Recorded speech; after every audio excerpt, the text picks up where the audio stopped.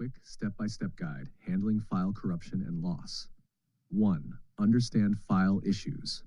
File corruption. Files become unreadable due to software crashes, improper shutdowns, or malware. File loss. Loss due to hardware failure or become inaccessible. 2. Prevent file corruption and loss. Regular backups. 1. Use Windows Backup or third-party tools to backup files regularly. 2. Save backups in multiple locations, local drive, external drive, cloud. Use reliable software. 1. Keep your OS and applications up to date. Use trusted and verified software to avoid file damage. 3. Recover from file corruption. Restore from backup. 1. Check if a recent backup is available and restore the corrupted file.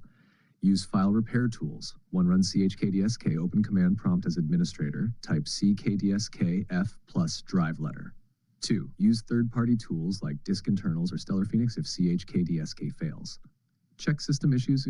1. Run System File Checker, SFC, type SFC scannow in command prompt. 2. If SFC fails, run DSM, type DSM online cleanup image, RestoreHealth. 4. Recover lost files. Check recycle bin. 1. Look for deleted files in the recycle bin and restore them. Use file recovery software. 1. Use recovery tools like Recuva, EaseUS Data Recovery Wizard, or Disk Drill. 2. Follow instructions to recover files, ideally to a different drive. Restore previous versions. 1. If system protection is enabled, right-click the file folder, go to Properties, Previous Versions tab, and restore. 5. Prevent future issues. Regular maintenance. 1. Run disk cleanup to remove temporary files. 2. Use CHKDSK periodically to check for disk errors. Use reliable hardware. 1. Monitor hard drive health with tools like Crystal Disk Info. 2. Replace failing hardware promptly to avoid data loss.